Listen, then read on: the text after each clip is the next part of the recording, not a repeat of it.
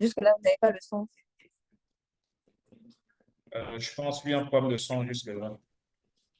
D'accord. Donc, si le temps qu'on puisse régler ce problème de son, le temps que on puisse régler ça, on va poser la deuxième question et puis pour nous permettre de régler cela.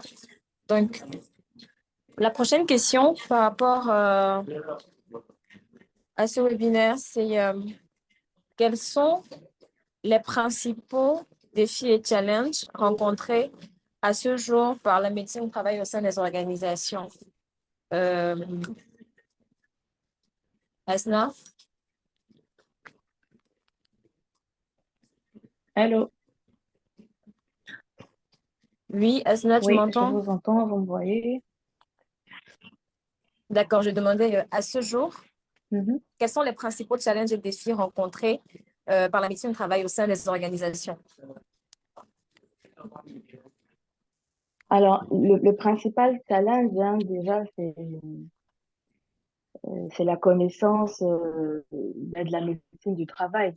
Aujourd'hui, bon nombre de personnes font toujours l'amalgame entre, je dirais, médecins tout court et médecins du travail, hein. Il y en a qui savent pas réellement ce que c'est et du coup n'ont pas les informations sur je dirais, le retour que la présence d'un médecin de travail pourrait avoir au sein de l'entreprise, que ce soit sur le plan du suivi des patients, mais aussi sur le plan de l'économie globale de l'entreprise. Ça, c'est le premier défi. Secondairement, je pourrais également dire que on est confronté à, je dirais, une insuffisance des ressources de façon globale et ce, peut-être par manque de médecins de travail. Donc, il y a beaucoup d'entreprises aujourd'hui qui n'ont pas de médecins de travail et qui ont d'autres types de médecins et qui sont parfois spécialisés dans d'autres domaines que la santé au travail.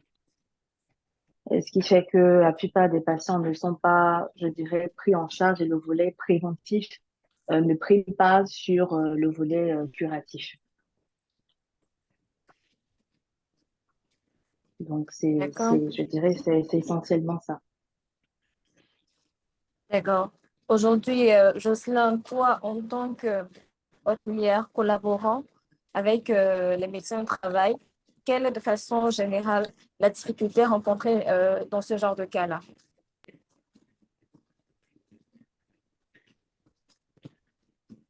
Excuse-moi, c'est possible de reprendre la question? D'accord, ça marche. La question était, quels sont les défis et challenges aujourd'hui rencontrés par la médecine du travail au sein des organisations? Pour toi, aujourd'hui, qui est psychologue et qui travaille en collaboration avec les médecins du travail, est-ce que les difficultés sont les mêmes? Est-ce qu'il y a des difficultés différentes? Et au sein de la collaboration psychologue-médecin du travail, quelles sont les difficultés qui peuvent être rencontrées? Effectivement, les difficultés semblent être les mêmes parce qu'il faut dire que pour ce qui est de notre corporation, dans les psychologues du travail, tout comme avec la médecine du travail, il y a une méconnaissance même du métier de psychologue du Ouais. travail. Outre la méconnaissance, mais il y a également la stigmatisation autour de la santé mentale. Les employés ont du mal à nous approcher, nous, psychologues du travail, pour éviter d'être stigmatisés par leurs collaborateurs. Parce qu'il faut dire qu'aujourd'hui, on assimile généralement, malheureusement, on assimile la santé mentale à des troubles psychologiques, ce qui n'a totalement rien à y voir.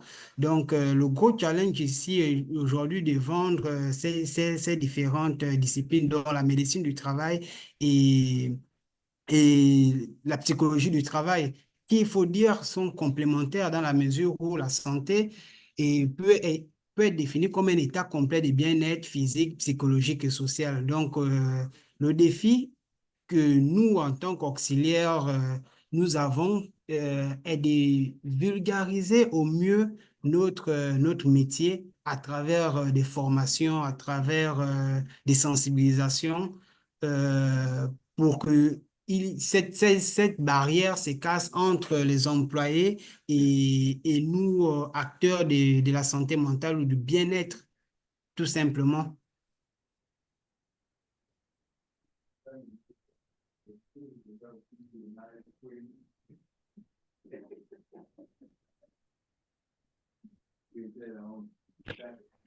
D'accord.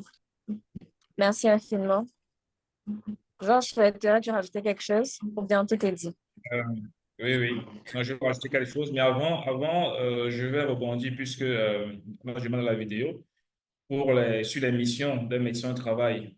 Ce que moi j'entends et du contrat que j'ai avec mes médecins du travail, les principales missions qu'un médecin du travail en entreprise, premièrement, il a une mission de prévention, en ceci que c'est lui qui doit anticiper sur tout ce qui pourrait altérer la santé d'un employé au travail, notamment la santé en lien avec son environnement et son poste de travail également.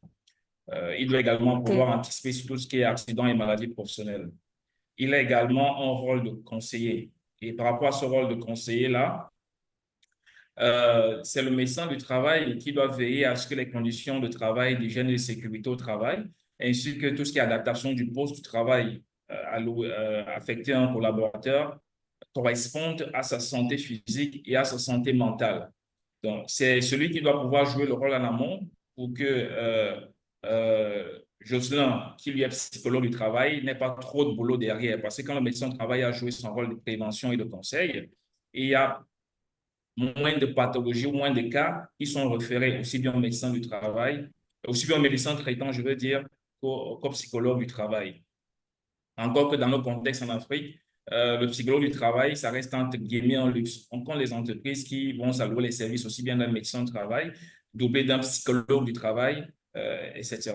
Peut-être Jocelyn pourra me dire, mais je sais que c'est compliqué aujourd'hui en termes de statistiques, de trouver dans une entreprise aussi bien un médecin du travail et un psychologue du travail qui joue ce double rôle auprès des employés. Donc, une fois le cas pour poser, moi, je vais dire, le principal challenge aujourd'hui pour moi, pour un médecin du travail, je parle de l'expérience vécue, ce que nous constatons en tant que RH et ce sur quoi nous les interpellons tout le temps, c'est de rester dans leur rôle et de jouer efficacement ce rôle-là de conseil et de prévention.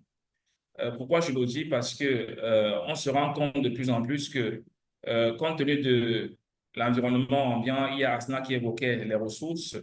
euh, le médecin est dans une situation, entre guillemets, pas très à l'aise financièrement parlant.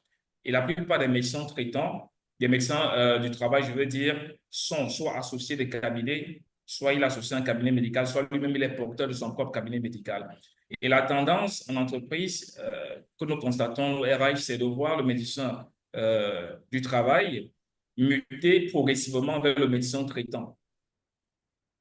Pour lui, le but étant, bien entendu, de donner du CA à son cabinet. Et c'est en cela que nous veillons. Et pour moi, le challenge au niveau des entreprises, nous, notre rôle en tant que RH, c'est de rassurer que les contrats de convention qui sont signés avec nos médecins soient des contrats qui leur permettent, aussi bien eux que leurs infirmiers qui les accompagnent, d'être suffisamment outillés financièrement pour ne pas chercher à être à la fois le médecin du travail de l'entreprise et le médecin traitant de l'entreprise.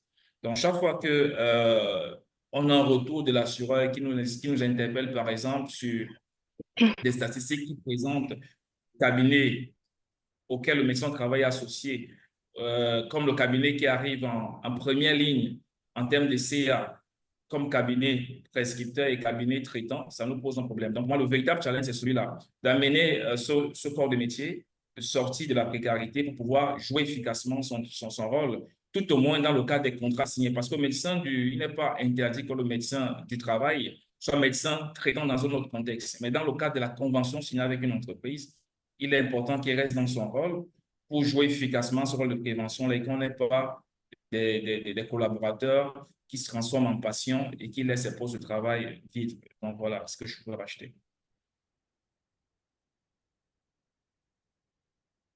Hello? Oui. Euh, Raïssa est là, je peux prendre la parole, Raïssa, si tu permets. Aïssa, ton micro, on t'entend. Bien sûr, Asna, bien sûr. Ok, d'accord. Merci, Georges, pour ton retour d'expérience. Et je partage largement ton avis. C'est vrai que, comme je le disais, de façon globale, que ce soit en Afrique centrale ou de l'Ouest ou ailleurs, le côté curatif a tendance à prendre un peu plus de dessus sur sur la médecine préventive, qui est en réalité la médecine du travail. Et c'est vrai que quand on la pratique réellement, je dirais, en entreprise, moi, je me dis, et quand on est vraiment, je dirais, à plein temps, on n'a même pas le temps, en fait, d'avoir un cabinet et de dire, OK, les patients, venez à mon cabinet. Non, moi, pour mon expérience, bien, je n'ai pas de cabinet, mais dans chaque entreprise où je preste, j'ai une infirmerie, j'ai un bureau, et quand je suis là, je suis là. Et quand je suis pas là, je suis ailleurs et dans une autre entreprise en train de promouvoir, je dirais, la santé au travail, et beaucoup plus par des sensibilisations. C'est vrai que le côté curatif, on le pratique, mais de façon personnelle, moi, je mets beaucoup plus en avant donc les sensibilisations sur des thématiques bien précises de maladies chroniques ou alors en entreprise en fonction des différents facteurs de risque. Donc, les mettre en avant pour que les salariés soient beaucoup plus informés et aguerris par rapport aux maladies professionnelles ou aux accidents de travail. Voilà, c'est ce que j'aimerais rajouter à ce que tu as dit, Georges. Merci, Asta. Merci, Asna. Je pense que c'est prêt maintenant pour lancer le partage de la vidéo.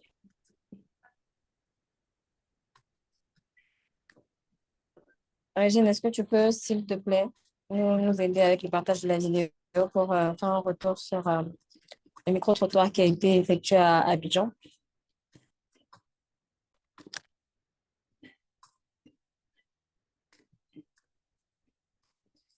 D'accord. Il y a Honoré qui a levé la main. Oui, Honoré, nous t'écoutons. Oui, allô, bonjour, bonjour à tous. Vous me recevez? Oui, Honoré, 5 sur 5. Ah, ok. Ah non, non, c'était... ok, je remercie les panélistes et tout. C'était juste pour vous assister un tout petit peu. Partagez la vidéo en intégrant. Il y a un bouton que vous allez voir. Vous cliquez dessus pour dire intégrer le son. C'est tout. Merci. Oui, la vidéo est à mon niveau et il y a des défis avec les pilotes ici chez moi. Donc, ce qui fait que l'audio ne peut pas être écouté ici. Tu m'as écouté, Hachel?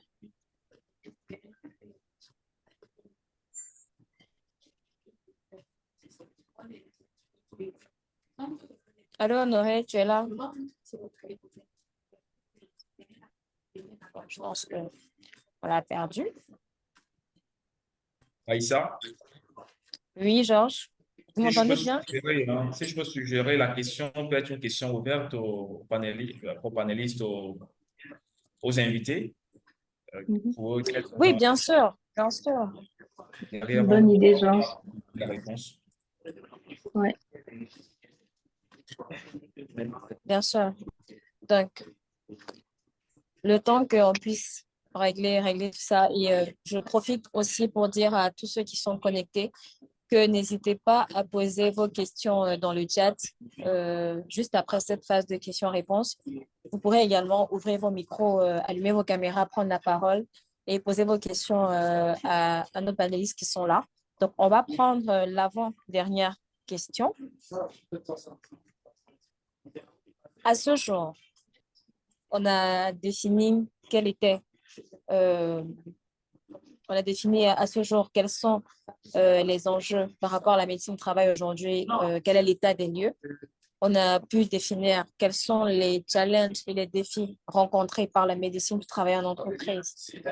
Au vu de tout cela, quelles sont les stratégies et les solutions qui peuvent être mises en place de façon conjointe entre médecins du travail, entre DRH, entre auxiliaires de la santé qui travaillent avec la médecine du travail pour aujourd'hui développer un environnement de travail sain et aussi cultiver une performance positive collective.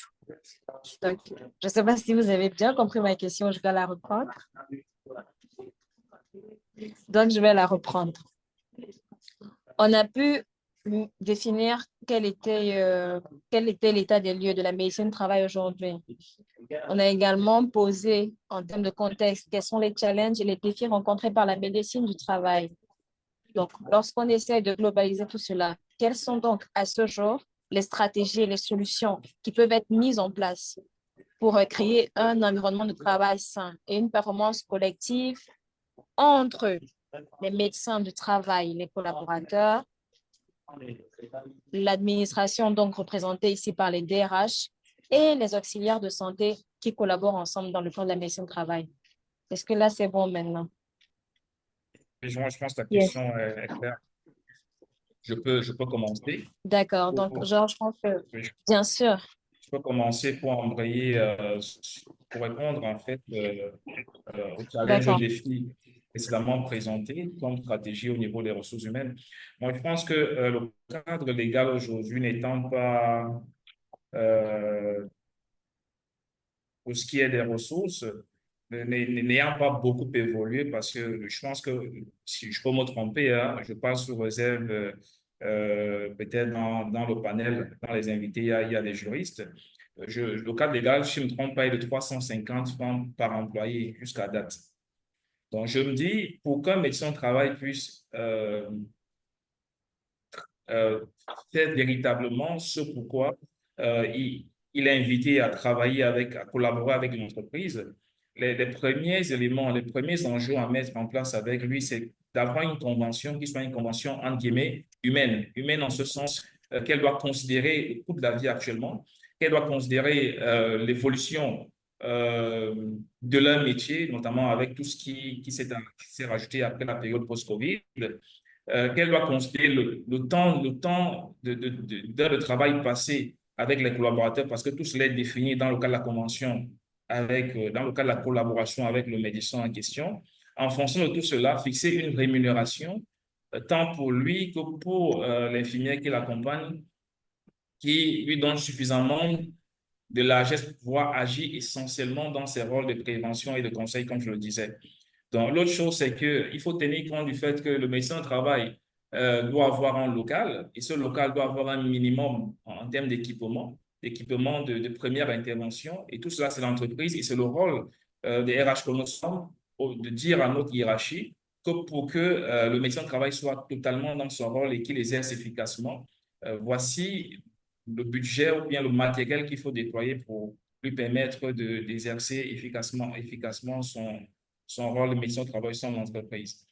Donc, en termes de stratégie, c'est mettre en place des KPI également, des indicateurs qui soient objectifs, qui soient précis, qui soient validés des deux parties, aussi bien de l'entreprise que du médecin, et qui soient acceptés surtout et suivis. Et suivis parce que on ne pourrait pas naturellement rattraper un médecin au travail sur un manquement s'il n'y a pas eu des objectifs qui soient clairement fixés au départ. Je prenais un cas que nous avons eu ici, qui nous a permis d'intégrer le médecin du travail. Vous savez, le médecin travaille dans le cadre de son contrat, il y a un certain nombre de visites qui sont également, c'est également la loi qui le prévoit. On ne sait pas si c'est le cas dans tout le pays, mais au Cameroun, pour certains types de métiers, il faut faire ce qu'on appelle les visites systématiques 2 fois l'an, et pour d'autres métiers, il faut les faire 1 fois l'an. On s'est rendu compte que pour les visites systématiques, pour 2 fois l'an, il s'agit des techniciens, des personnes qui ont des postes assez chargés. Pour notre cas, ce sont les techniciens. Vous me suivez? Oui, on t'entend, Georges. OK. Voilà. Pour notre cas, ce sont les techniciens. On s'est rendu compte qu'après les visites systématiques, on avait une recommandation du médecin du travail qui disait il faut attribuer des ceintures lombaires à pratiquement 25 de nos techniciens. Alors, il a été interpellé, on lui a reposé son contrat en face pour lui dire qu'il n'a pas joué efficacement son rôle, parce que c'est bien beau d'intervenir en aval pour juguler la situation, mais on aurait aimé qu'il joue son rôle de conseil, de prévention, surtout en amont, parce que dans le cadre de la convention, on lui demande de faire une tournée de l'entreprise au moins une fois par mois, pour se rassurer qu'en termes de TMS, j'entends troubles musculo-squelettiques, il n'y a pas de risque. En termes de comportement au quotidien, comment est-ce que les techniciens transportent des charges, ils respectent les bonnes postures. En termes d'ergonomie, les employés, bref, les standards sont respectés. Donc, on ne se retrouve pas dans les situations où on intervient pour guérir le mal plutôt que de prévenir et d'anticiper pour qu'il n'arrive pas. Donc, quand il y a des indicateurs qui sont clairs, ça facilite également le travail au médecin du travail de jouer son rôle et ça permet au RH de suivre de manière efficace aussi. Je pense que pour moi, voilà, en termes de stratégie, la démarche à mettre en place pour que le rôle aussi bien du médecin que du RH et également le contrôle des représentants syndicaux et autres puisse se faire efficacement. Merci Georges. Merci, Je vais merci. rebondir. Je vais rebondir un peu par rapport à ce que tu as dit. C'est vrai, euh, aujourd'hui, en termes de stratégie d'emploi, améliorer la médecine, je dirais, du travail, il est essentiel donc de passer d'une approche réactive à une stratégie proactive, donc de prévention. Et cela inclut, je dirais, du moins de façon en amont, qu'on ait déjà présenté ce que c'est que la médecine du travail et que le métier soit, entre guillemets, valorisé. Il faut que les entreprises comprennent que voilà, avoir un médecin de travail dans une entreprise, c'est un atout. Ce n'est pas, je dirais, un luxe. Il y va de la santé des salariés. Donc, avoir des infrastructures bien appropriées, bien adaptées. Il y a des entreprises aujourd'hui, quand on y va, on n'y trouve même pas du paracétamol lorsqu'on a des céphalées. Le médecin de travail n'a même pas de quoi, je dirais, faire des visites de poste, n'a pas de multimètre, de quoi mesurer la luminosité et se dire, ah, dans ce bureau, il n'y a pas de lumière, vous êtes sujet à des troubles oculaires. Donc, tout ça, ça compte. Et par rapport à l'exemple que tu as cité de ton médecin du travail qui a prescrit à plus de 25 personnes des ceintures lombaires, c'est en cela que la visite d'embauche est très, très, très importante et capitale. Je suppose qu'à l'embauche, il y a eu tous les examens appropriés en fonction des différents corps de métier. Donc, si c'est des postes techniques, la radio lombaire, de facto, il faudra impérativement la faire pour qu'on sache déjà au départ quand le monsieur est arrivé, ah, il avait déjà des soucis lombaires. Donc, et en recommandation, systématiquement, le médecin devrait mettre, ah, il a déjà un souci au niveau de sa colonne vertébrale. Donc, pour qu'il puisse travailler longtemps et pendant de belles années, lui prescrire la ceinture lombaire. Mais c'est pas à l'occasion d'une visite périodique que cela doit être mis en évidence. Donc, d'où l'importance de la visite d'embauche. Voilà, c'est ce que je voudrais rajouter. D'accord. Avant que tu ne prennes la parole, Jocelyn, juste une minute. Il y a Monsieur Mahamadou qui a levé la main. Donc, Monsieur Mahamadou, n'hésitez pas à poser vos questions dans le chat. On va les reprendre juste après cette phase de questions-réponses. Et puis, même juste après, vous pourrez ouvrir votre micro et poser les questions. Donc, si n'hésitez pas vraiment juste à poser vos questions dans le chat. Et après toi, Jocelyn, on va partager la vidéo du micro-trottoir. Et à la fin, on aura un sondage. Merci. D'accord, merci. J'ajouterais que pour améliorer la performance, donc à tout ce qui a été dit par Georges et par Aslan, j'ajouterais que pour améliorer la performance collective en matière de santé, Et par conséquent, il s'occupe de notre santé normalement au travail. Mais au-delà du travail, il s'occupe aussi Donc, je de crois que bon, ce qui on est a directement lancé le micro-trottoir. S'il te plaît, Jocelyn, on va reprendre le micro-trottoir et ensuite tu pourras répondre à la question, s'il te plaît. Tu permets, s'il te plaît. celui qui s'occupe de la santé du travailleur, du bien-être du travailleur. Je pense que c'est une personne qui est toujours constamment là, au cas où il y a des problèmes de santé dans la vie d'un travailleur qui peut intervenir rapidement, pour pouvoir mettre la personne sur pied pour que le travail continue. Le médecin du travail, pour moi déjà, c'est de s'occuper des travailleurs. Voilà, prendre soin des travailleurs sur place, dans la vie. bien sûr, sa présence est indispensable. Pour ma part, Effectivement, sa présence est nécessaire en entreprise dans la mesure où c'est le premier soutien en termes de, lorsque nous sommes malades, c'est le premier soutien sur place à l'entreprise. Personnellement, je ne peux me confier entièrement à mon médecin de travail. Moi, non. J'aimerais me confier à mon médecin parce que concernant ma santé, je pense il est mon guide. Donc, je peux lui confier ce que je vis ou ce qui ne va pas chez moi. Et c'est à lui maintenant de m'aider à trouver des solutions pour que je retrouve la santé. Effectivement, comme il a déjà dit, c'est le premier soutien. Par exemple, si on est malade, le temps où on va arriver à l'hôpital, peut-être que d'autres choses peuvent se passer. Pourtant, si le médecin du travail il est juste à côté, on va aller directement vers lui. D'accord. Merci infiniment pour le partage de la vidéo. Je ne sais pas si vous avez pu écouter clairement ce qui s'est dit dans la vidéo, la question, quel est le rôle selon eux du médecin du travail? Est-ce qu'ils trouvent la présence d'un médecin du travail indispensable et est-ce qu'ils pourraient se confier à leur médecin du travail?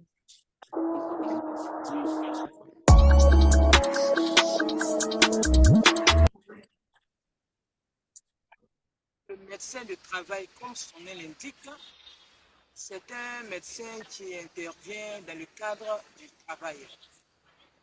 Et par conséquent, il s'occupe de notre santé, normalement au travail.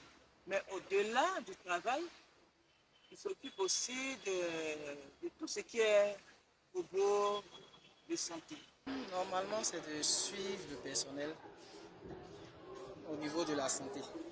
C'est lui qui s'occupe de la santé du travailleur, du bien-être du travailleur. Je pense que c'est une personne qui est toujours constamment là, au cas où il y a des problèmes de santé dans la vie d'un travailleur qui peut intervenir rapidement, pouvoir mettre la personne sur pied pour que le travail continue. Le médecin du travail, pour moi déjà, c'est de s'occuper des travailleurs. Voilà, prendre soin des travailleurs sur place, dans la vie.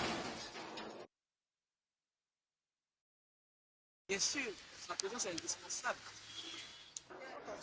Pour ma part, Et effectivement, sa présence est nécessaire en entreprise dans la mesure où c'est le premier soutien en termes de...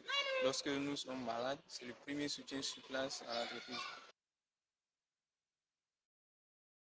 Personnellement, je ne peux me confier entièrement à mon médecin de travail. Moi, non. j'aimerais me confier à mon médecin parce que concernant ma santé, je pense il est mon guide. Donc, je peux lui confier ce que je vis ou ce qui ne va pas chez moi. Et c'est à lui maintenant de m'aider à trouver des solutions pour que je retrouve la santé. Effectivement, comme il a déjà dit, c'est le premier soutien. Par exemple, si on est malade, le temps où on va arriver à l'hôpital, peut-être que d'autres choses peuvent se passer. Pourtant, si le médecin du travail il est juste à côté, on va aller directement vers lui.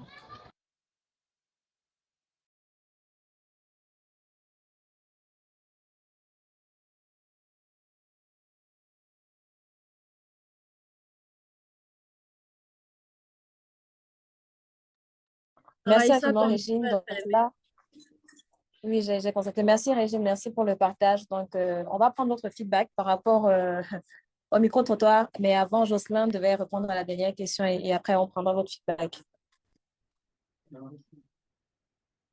D'accord, merci.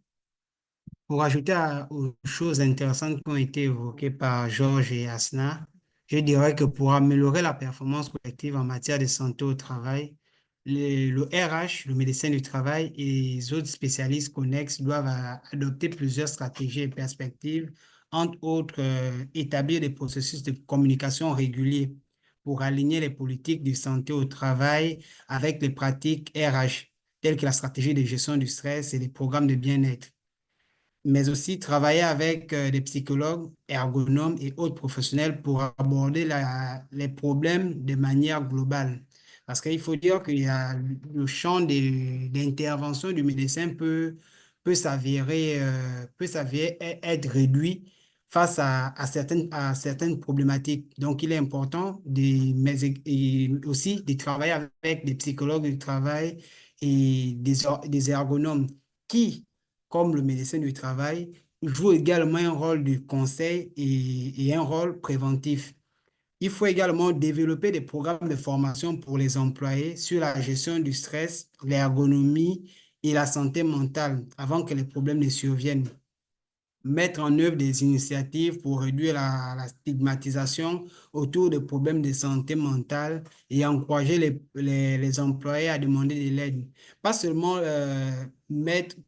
réduire la stigmatisation autour des problèmes de la santé mentale, mais réduire la stigmatisation autour des métiers en lien avec la santé au travail, donc médecin du travail, psychologue du travail et ergonome, j'en passe.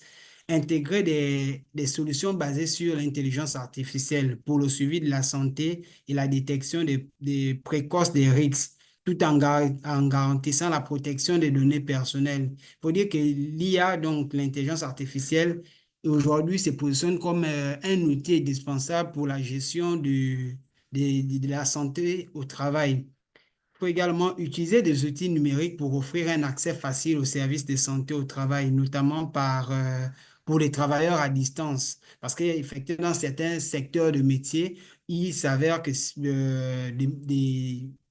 le personnel ou des salariés puissent être sur site, donc très éloignés du médecin du travail. Donc, il faudra donc numériser ou du moins créer un environnement numérique qui permet cette connexion entre le médecin du travail ou bien tout autre spécialiste de la santé au travail et les employés. Il faut également personnaliser les interventions en fonction des besoins spécifiques des employés en tenant compte des particularités de chaque poste et de chaque individu. Parce qu'il faut le dire que l'individu il est pluriel, mais il est surtout singulier dans la mesure où on peut réagir à une situation, à une même situation, on peut réagir différemment. Donc, il est important de personnaliser les interventions en fonction des besoins spécifiques des employés. Mettre en place des systèmes pour suivre le progrès et ajuster la stratégie de santé en fonction des retours et évolution des besoins des employés. Assurer la formation régulière des professionnels de la santé au travail et des RH pour tenir informés les dernières recherches techniques et réglementations. Mais aussi, il faudrait penser à se projeter et si par exemple on est face à un cas de burn-out, très souvent il est recommandé d'accorder un temps de repos aux salariés, mais cela ne suffit pas. Il faudrait non seulement un accompagnement par un psychologue, mais également réaménager le poste de travail. Et là, ça se fait de façon tripartite entre le RH, le médecin du travail et le psychologue du travail. Je vais revenir sur un aspect. Il faut dire que tous les autres corps de métier, donc psychologue du travail et ergonome, ont également pour rôle de prévenir des facteurs de risque, mais également d'accompagner dans un rôle préventif. Ils ont surtout un rôle préventif et de conseil, tout comme nos médecins du travail. Merci beaucoup. Merci, Jocelyn. Donc, on a écouté, vous avez écouté avec nous le micro-trottoir. Donc, quelles sont vos impressions par rapport à ce micro-trottoir, par rapport aux questions et aux réactions des personnes qui ont été interviewées? Vous pouvez également dans le chat, n'hésitez pas à prendre la parole même dans le chat et nous partager vos impressions par rapport à ce micro-trottoir. Georges, qu'est-ce que tu penses de ce micro-trottoir? Alors, de ce que j'ai suivi comme retour, je pense que la plupart des personnes interviewées sont au fait que le médecin du travail est important, il a un rôle important dans l'entreprise. C'est vrai qu'il y a un petit amalgame entre le rôle du médecin et du rôle du médecin du travail et du médecin traitant, parce qu'en réalité, il n'a pas pour rôle d'être en attente, comme tu l'as dit, et de recevoir les patients ou alors des personnes qui rencontrent des soucis dans l'entreprise. Comme je l'ai dit, il a beaucoup plus son rôle préventif. Il a beaucoup plus son rôle préventif et un rôle de conseil. Ça suppose que c'est la personne qui doit s'assurer qu'on ait moins d'arrêts maladie en entreprise. Parce que si la médecin du travail joue efficacement son rôle, on aura bien entendu des personnes qui seront en alerte, qui anticiperont sur des petits bobos et qui n'auront pas d'arrêt maladie qui soit long et qui génèrent des coûts en termes de pertes pour l'entreprise. Voilà. D'accord. Il y a Mathieu Agada qui a la main levée. Vous pouvez ouvrir votre micro, hein. Vous êtes là? Oui, je suis là, d'accord. je suis là. Je vais, D'accord. Donc, nous, vous avez je, levé la main. je vais baisser la main pour que cela ne prête plus D'accord. confusion vu que j'ai... Avant tout, je voudrais vous dire merci pour l'initiative, hein, que je trouve très intéressante. J'ai entendu de très belles choses. Je suis Mathieu Agada, je suis psychologue clinicien de la santé. C'est avec un grand intérêt que j'ai suivi la thématique et je voudrais remercier tour à tour Georges, Ghislain Asna qui, ma foi, ont bien répondu aux questions que vous leur avez posées et nous ont édifiés sur le thème de cet après-midi. Et je voulais simplement apporter quelques contributions sur l'ensemble de ce que j'ai entendu en vue de lever quelques petits amalgames, d'ailleurs, qui se trouvent dans l'élément que vous avez partagé avec nous, vu que les gens comprennent bien ce qu'on appelle santé, l'importance de la santé, et quand on vient aider à l'amélioration de la santé en milieu de travail pour eux.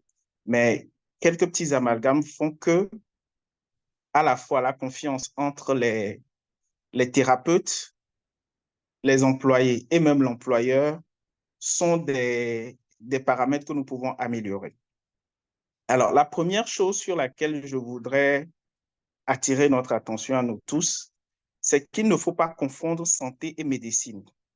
Bon, c'est peut-être dans un autre thème, nous aiderons mieux les entreprises et avec surtout ce que j'ai vu dans les propos de Georges, améliorer le cadre juridique, donner plus de moyens aux entreprises de performer parce qu'ils auront compris tout l'arsenal dont ils ont besoin pour que le bien-être chez leurs employés soit au maximum et donc que l'entreprise soit productive. Donc, ne confondons pas santé et médecine. La santé est plus vaste que la médecine. La médecine n'est qu'une partie. Et quand on prend la définition de l'OMS, on nous dit bien que la santé est un état complet de bien-être physique, mental et social et ne consiste pas seulement en une absence de maladie ou d'infirmité. Bon, donc ce que Ghislain essayait d'apporter comme contribution à ce que disait le docteur Asna, il se rejoignait très bien, c'est de dire que oui, le médecin du travail peut vite voir son champ de conseil réduit. C'est justement ce que l'entreprise attend. L'entreprise veut être conseillée sur la santé de son personnel pour prendre des décisions. Or, les conseils que pourrait donner le médecin ne sont que des conseils médicaux. Et il y a tout le pan psychologique de la santé, donc du bien-être, pour lequel le médecin peut peut-être ne pas être suffisamment aguerri pour dire, ah, tiens, voilà ce qu'il faut faire. D'où l'importance capitale pour les entreprises de comprendre aujourd'hui que peut-être qu'ils surestiment ce que le médecin du travail peut leur offrir en termes de conseils pour qu'il y ait moins d'arrêt de travail, il y ait moins de ci, il y ait moins de ça. Parce que quand on a un problème qui est psychologique, un problème qui est lié au bien-être, pour que le médecin fasse de la prévention pour ça, le médecin est un peu limité.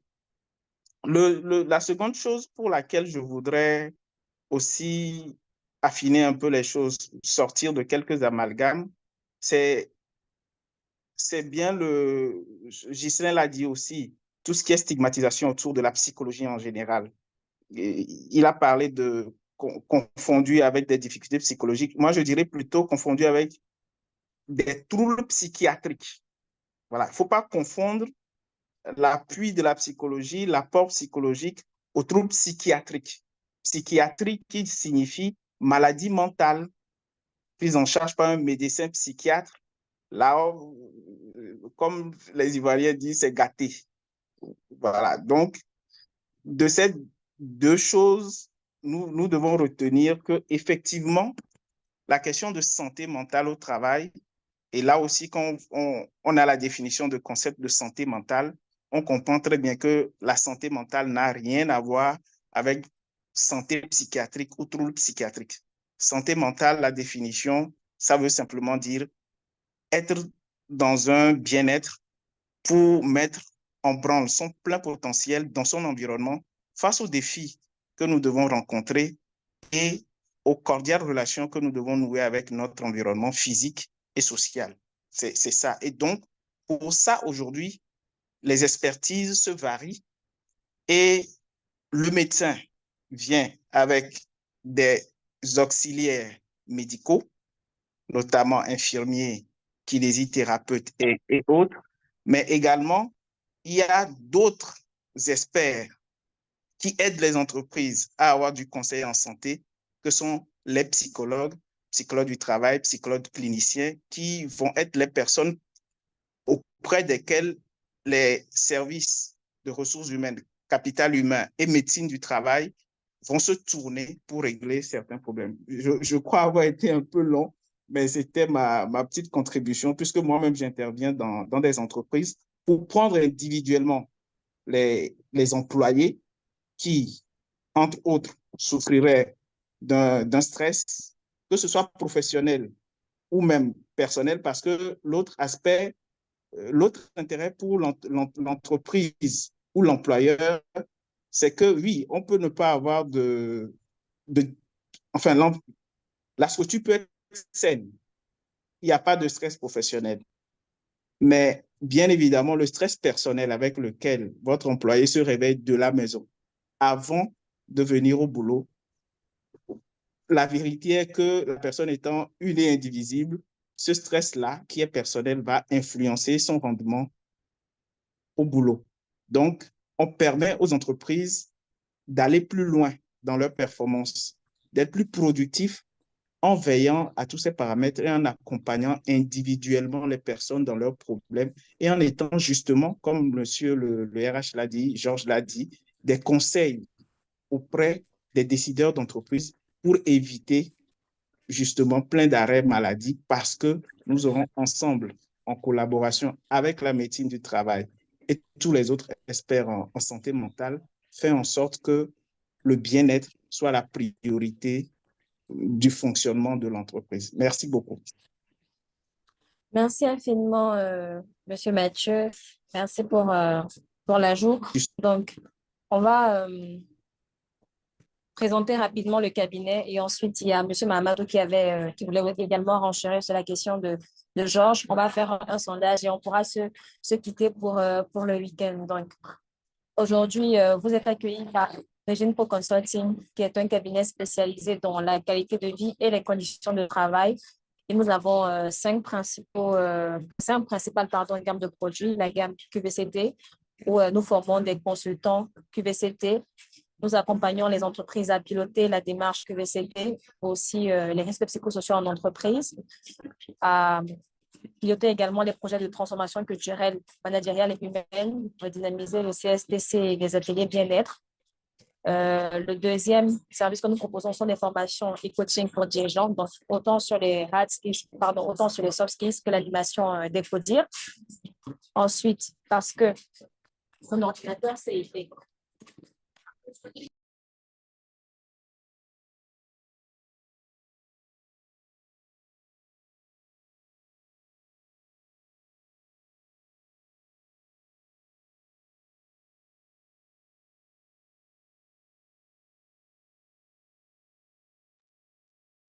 En attendant que Raïssa revienne. Sûrement quelques défis de connexion, le temps que Raïssa se connecte. Si un participant a une question, n'hésitez pas de lever la main et de poser votre question.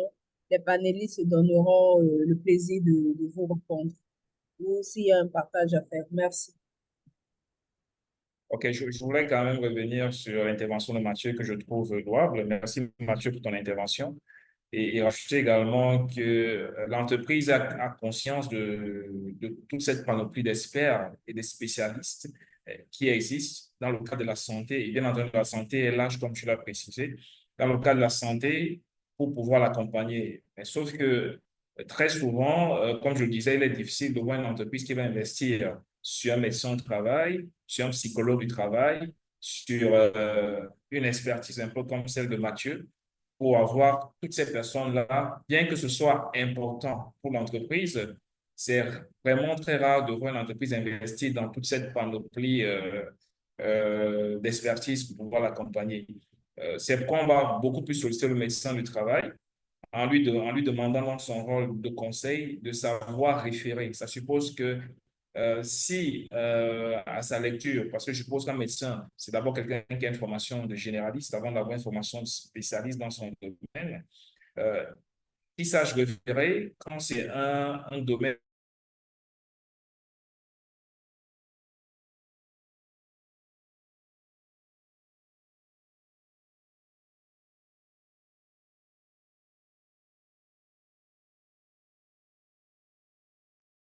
Défi de connexion avec Jean-Georges, je crois aussi. Moi, je vous poserais peut-être une question, Asna et Jocelyn. Je me rends compte que Oui. dans nos entreprises, les gens ne sont vraiment pas sensibilisés, assez sensibilisés en termes de médecine, médecins du travail et tous ces auxiliaires qui aident au quotidien à améliorer ces facteurs. Qu'est-ce que vous proposerez, par exemple, à des DRH, parce que moi, je les ai vus, dans des entreprises où les dirigeants sont vraiment réfractaires à tout ce qui est auxiliaire de la médecine au travail. J'ai même eu à avoir des entreprises où des DG m'ont dit, avoir un médecin du travail, ça va encourager des gens à être malades.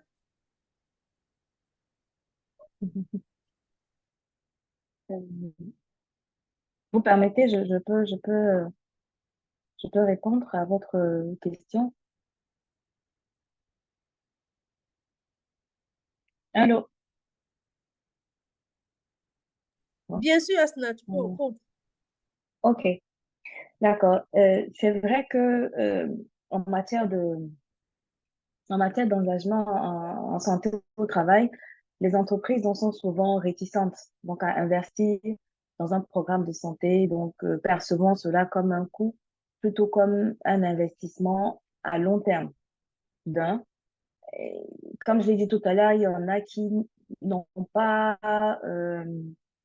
encore, je dirais, tous les avantages, en tête tous les avantages de la présence d'un médecin du travail au sein d'une entreprise. C'est la raison pour laquelle très souvent on propose euh, des panels comme celui-ci ou alors même en entreprise où on réunit donc les décideurs et qu'on leur apprenne, qu'on leur parle de façon globale de la médecine du travail, des missions du médecin de travail, tout en rendant à César ce qui appartient à César.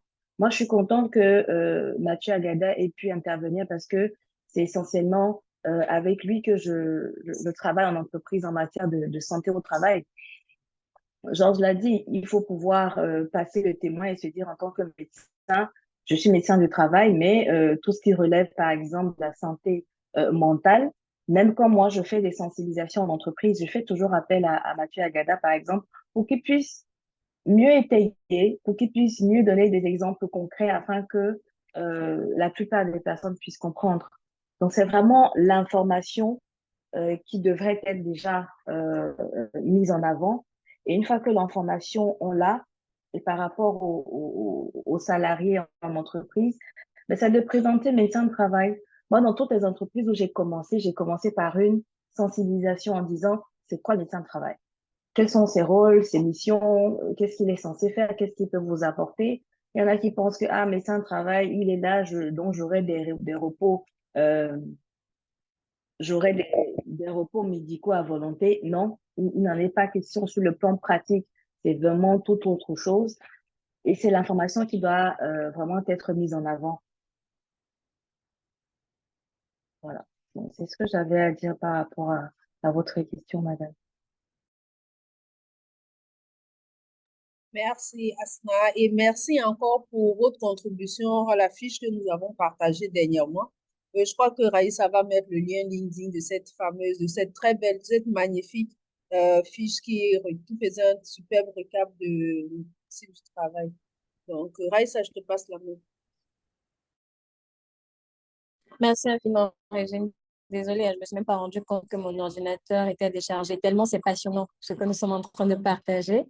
Donc, je m'étais arrêtée au niveau des services de Régine pour Consulting et notamment au niveau des formations et coaching dirigeants. Et je m'apprêtais à parler du troisième point qui était l'accompagnement à la retraite où on s'est rendu compte aujourd'hui que l'accompagnement à la retraite, la préparation à la retraite ne se fait pas qu'à moins 5, 10 ou 2 ans de la retraite, mais commence dès l'onboarding, dès la période où on intègre une entreprise. Donc, c'est dans ce sens que nous accompagnons aujourd'hui les entreprises à préparer leurs collaborateurs en tout ce qui concerne la retraite et puis dans la mesure même d'avoir un projet post-travail, donc un projet retraite. En quatrième position, nous avons les team building à l'intérieur et à l'extérieur, pardon, indoor et donc outdoor. Et enfin, des formations commerciales sur les distributeurs, managers et sales managers. Et nous sommes présents dans 3 pays, notamment la Côte d'Ivoire, qui est notre siège, le Cameroun et le Sénégal. Et nous avons, depuis le début de l'année, développé un outil, Planner QVCT, qui est un calendrier qui permet aux entreprises, aux comités CSST, aux différentes équipes de piloter des activités pour co-construire et animer leur culture d'entreprise tout au long de l'année de janvier à février. Généralement, il est disponible au prix de 45 000 francs, mais depuis mercredi, nous le laissons à 35 000 francs et ce sera jusqu'au 30 août prochain. Donc, je pense qu'on va prendre la séance de questions-réponses. Et il y a M. Mahamadou qui avait levé la main. Également, il y a M. Dibré dans le chat qui a posé une question. Donc, il peut ouvrir son micro et poser la question. Je vous rappelle également que nous ferons un petit sondage à la fin pour prendre vos impressions. Et 2 dernières petites choses, si vous me le permettez. Donc, la première chose, c'est que pour vous qui êtes là, n'hésitez pas à nous laisser dans la boîte à questions QVCT qui est disponible sur notre site web, dont le lien est dans le chat, les prochains thèmes des webinaires que vous souhaitiez que nous abordons, et aussi la fiche pratique sur le médecin du travail en collaboration avec Anna, qu'on a partagée depuis le début du mois afin d'éclaircir quel est le rôle du médecin du travail et comment est-ce qu'il intervient au sein de l'entreprise. Donc, Monsieur Dibril ou Monsieur Mahamadou, nous vous écoutons. Vous pouvez ouvrir vos micros. Merci. OK, merci beaucoup. Moi, c'est Dr Kone Mahamadou, médecin du travail au Mali. Je remercie tous les panélistes pour la qualité des différentes interventions. C'est un sujet vraiment important. Déjà, les résultats du micro-trottoir nous en disent plus par rapport à la méconnaissance de cette spécialité, la médecine du travail, et surtout les pratiques du médecin du travail dans les entreprises. Ceci étant, j'ai attendu l'intervention, je pense, du RH par rapport à un cas concernant l'indication de la ceinture lombaire par le médecin du travail lors d'une visite médicale. En fait, c'est que je voulais un peu rebondir par rapport à ça. En fait, les troubles musculo-squelettiques, c'est qu'on doit comprendre, certes, la majorité sont secondaires à des activités professionnelles. Donc, ce sont d'ailleurs la plus grande maladie professionnelle qui est reconnue surtout en France. Maintenant, en dehors de ça, il ne faut pas oublier également les causes extra-professionnelles. Comme vous le savez, dans nos pratiques nos vies de vie courante, les travailleurs ne font pas uniquement leur activité professionnelle. En dehors de ça, ils ont d'autres choses à faire. Et ces travaux, que ce soit d'autres activités professionnelles ou des travaux en rapport avec les ménages, cela peut également impacter sur la survenue de ces troubles musculo-squelettiques. Ça, c'est un premier point. Deuxième point, ça, c'est l'importance de la visite médicale d'embauche. L'objectif de la visite médicale d'embauche, c'est quoi? C'est de voir est-ce que le travailleur est médicalement apte pour son poste. Est-ce que son poste de travail ne présente pas des risques qui peuvent augmenter ou aggraver sa situation de santé? Est-ce qu'il ne présente pas une maladie qui peut être contagieuse pour les autres travailleurs? C'est ça, en fait, les objectifs de la visite médicale d'embauche. Donc, la question, c'est de savoir est-ce que ces travailleurs ont été vus en visite médicale d'embauche? Généralement, si ces travailleurs avaient été vus en visite médicale d'embauche, ça allait permettre aux médecins du travail de savoir l'état de ces travailleurs avant la prise du poste et également pas que la visite, parce que le médecin du travail doit mener comment dire, une inspection des postes de travail, voir quels sont les risques auxquels ces travailleurs sont exposés et quels sont les dispositifs de prévention qui sont déjà disponibles, allant des dispositifs collectifs aux dispositifs individuels, à savoir les EP. Donc, et informer le travailleur par rapport à la prévention des risques auxquels lui, il est exposé. Donc, si tout ceci avait été fait, généralement, on n'allait pas se retrouver à cette situation parce que le médecin allait découvrir chez le travailleur, peut-être il y a un problème de santé qui est là, ou bien découvrir sur le plan situation réelle du travail des risques qui pouvaient être à l'origine des troubles musculo-squelettiques. Donc, il pouvait vraiment mettre en place des stratégies pour permettre de balayer ce problème. Maintenant, ce qu'il faut comprendre, ces troubles musculo-squelettiques, la question qu'on se pose, est-ce que c'est lié à ces activités professionnelles-là? C'est ça, en fait, le problème. Certes, je pense que la Côte d'Ivoire fait partie de la CIPRES, la conférence interprévention sociale, qui a fait sortir la liste des 88 tableaux des maladies professionnelles où on a les troubles musculo-squelettiques, surtout le cas de hernie discale. Généralement, il y a des critères. Ces critères sont quoi? Tout d'abord, il faudra qu'il y ait de l'arrêt de l'exposition au développement de la maladie, qu'il faut au moins 6 mois. Mais il faut que le travailleur ait fait au moins 5 ans d'exposition aux travaux responsables de la survenue de troubles musculo-squelettiques. Donc, vous voyez que vraiment, il faut être prudent par rapport à ce sujet. Je n'accuse pas directement le médecin du travail, mais s'il avait déjà fait la visite médicale d'embauche et que c'est survenu là, on peut l'accuser. Mais si la visite médicale d'embauche n'avait pas été faite, donc je ne pense pas que le médecin du travail a quelque chose par rapport à ça. Maintenant, en dehors de ça, par rapport à l'intervention du psychologue du travail, c'est très important. En fait, on a évolué de la médecine du travail à la santé au travail. Parce que la médecine du travail, c'était juste basé sur le dépistage à travers les visites médicales du travail. Mais on a vu que réellement, cela ne suffit pas. Il faudra venir en amont, voir les risques, agir sur ces risques-là pour qu'ils ne se manifestent pas. Donc, c'est ce qui nous a poussé à ouvrir la formation même des médecins du travail à s'étendre vers ce qu'on appelle la santé au travail. Donc, il y a une approche globale. Donc, le médecin du travail, ce n'est pas seulement que les visites médicales du travail, mais les autres, les autres disciplines, que ce soit la psychologie du travail, la toxicologie industrielle, l'hygiène industrielle, tous ceux qui vont avec la sécurité au travail, etc. Donc, le médecin du travail a déjà une idée sur toutes ces disciplines-là. Donc, c'est ce qui va lui permettre même de faire la référence qu'on parle ou bien d'indiquer à l'employeur de faire intervenir, par exemple, un psychologue du travail. Sur le médecin du travail, dans les visites médicales du travail, il constate qu'il y a des cas de stress qui augmentent, ou bien avec les RH, ils ont vu qu'il y a beaucoup de plaintes par rapport à des cas de violence, que ce soit verbal, physique. Donc, c'est le lieu pour le médecin du travail de proposer maintenant à l'employeur, dans la résolution de ce problème, un psychologue du travail. Prenons cas, par exemple, des troubles musculo-squelettiques qu'on a parlé. Maintenant, le médecin du travail doit faire appel maintenant à un ergonome pour que lui puisse venir faire le diagnostic ergonome, faire des propositions. Donc, pour dire que vous rassurez que le médecin du travail a une connaissance large par rapport à toutes ces spécialités et il sait, je pense bien, il sait quand et qui il faut appeler le moment venu. Merci beaucoup. Je remercie le cabinet organisateur. Merci à tous les participants. Merci infiniment, Dr. Koné, pour cet ajout de valeur vraiment magnifique. Donc, je pense que si Régine est là ou le support technique est là, je peux lancer, vous pouvez déjà lancer le sondage parce qu'on tire à la fin.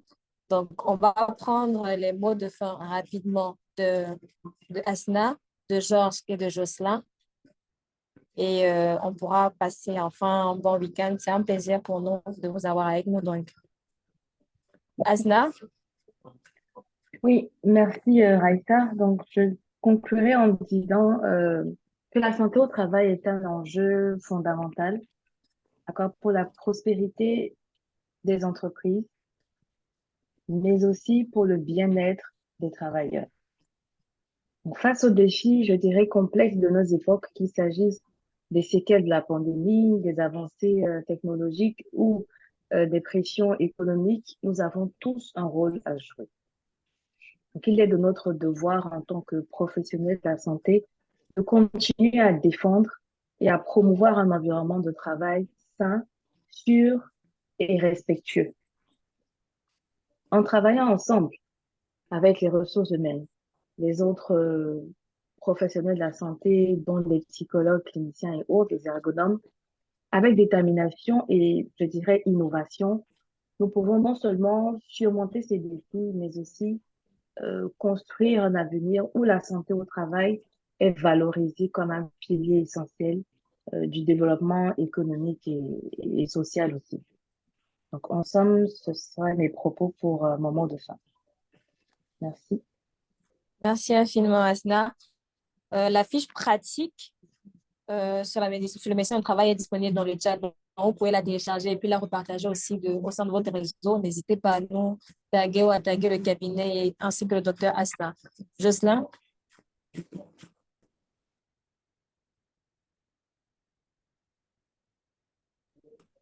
Merci beaucoup.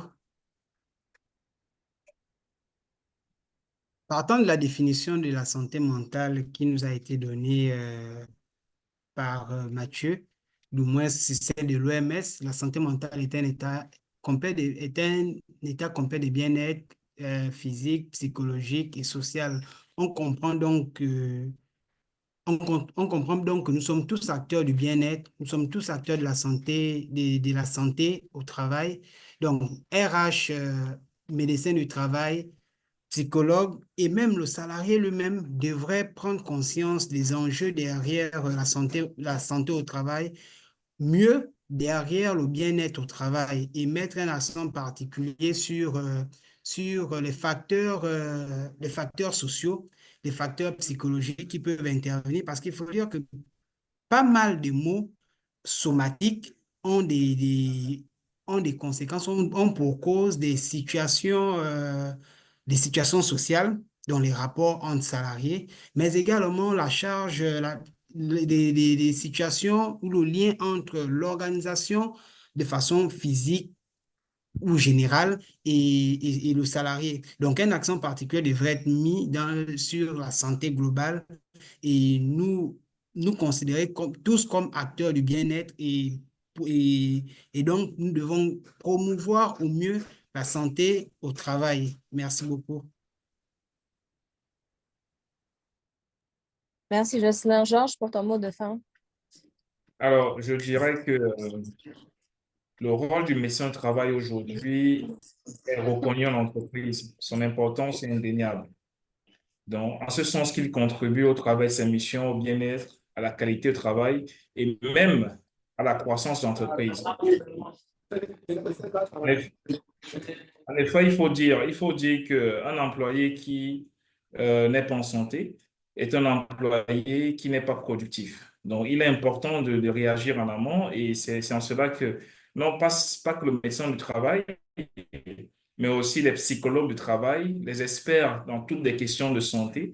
On a besoin de toutes ces expertises-là pour que l'entreprise soit au beau fixe et continue d'être efficace et compétitive en ayant des employés qui soient toujours au top pour pouvoir donner le meilleur d'eux-mêmes. Donc, une fois de plus, je dis merci à Raïssa pour cette opportunité qui m'a été donnée de faire partie de ce panel. Tout en m'excusant pour les quelques soucis de connexion que j'ai eu là. Donc voilà, j'espère qu'on aura d'autres thématiques toujours aussi intéressantes pour pouvoir apporter modestement ce que nous avons cumulé comme expérience au quotidien. D'accord. Merci infiniment, Georges. Le cabinet Régime Pro Consulting vous dit grandement merci d'avoir accepté de nous accompagner et on espère vous revoir tout aussi nombreux pour les prochaines éditions. Comme on l'a dit, n'hésitez pas à échanger avec nous, à interagir avec nous sur nos différentes plateformes. Comme on dit chez nous, valorisons l'humain. Aussi, je tiens à rappeler qu'on a partagé la fiche pratique sur le médecin du travail dans le chat, donc vous pouvez la télécharger gratuitement et la partager aussi au sein de votre réseau. Les liens également de nos différentes pages sont disponibles.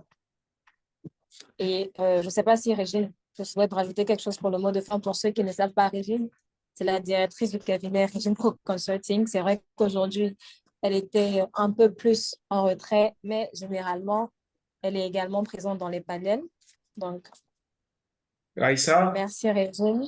Oui, peut-être avant que Régine intervienne, je ne sais pas si on a d'accord. répondu à une question. J'ai vu une question qui est passée, un invité qui demandait, est-ce qu'il y a un cadre légal qui impose la présence d'un médecin au travail en entreprise? Je ne sais OK. pas s'il y a une réponse à cette question-là. Alors, au Cameroun, ce que je veux dire, c'est qu'au Cameroun, il y a un cadre légal, effectivement, qui impose la présence d'un médecin au travail en fonction de ce qu'ils appellent catégorie de risque. Les entreprises qui sont catégorisées de risque A ou B ont une obligation d'avoir un médecin au travail quand l'effectif est au minimum de 50 employés. Donc, ce n'est pas un risque élevé. Mais par contre, les entreprises qui sont catégorisées de risque C, c'est-à-dire quand le risque est vraiment élevé, il y a obligation d'avoir un médecin au travail, même si vous avez seulement 2 employés. Donc, c'est la réponse que je voulais apporter. Voilà. D'accord, merci Georges. Et pour d'autres questions supplémentaires, parce qu'il faudrait vraiment qu'on respecte le temps, comme on le disait, il y a la boîte à questions QVCT qui est disponible sur notre site. On a mis le lien www.regineproconsulting.com. Vous pouvez poser toutes les questions que vous avez, autant sur la médecine du travail, la QVCT en général, et il y a des spécialistes qui pourront répondre à toutes vos questions. Régine? Non, c'est bon, merci. Tu peux Bon. continuer. D'accord. Donc, comme on dit chez nous à Agent Pro Consulting, valorisons l'humain et à très bientôt. Merci d'avoir été des nôtres. Bon Merci, week-end Raïssa. et prenez soin de vous. Merci. Au Merci. revoir. Merci à tous. Bon Merci à week-end. Au revoir, tous. Jocelyn. Au revoir, C'était Aslan. très Au instructif. revoir, Georges. Au revoir, Georges. Merci, Au revoir, Mathieu. Mathieu. Merci. À très bientôt. Très Merci bien. infiniment.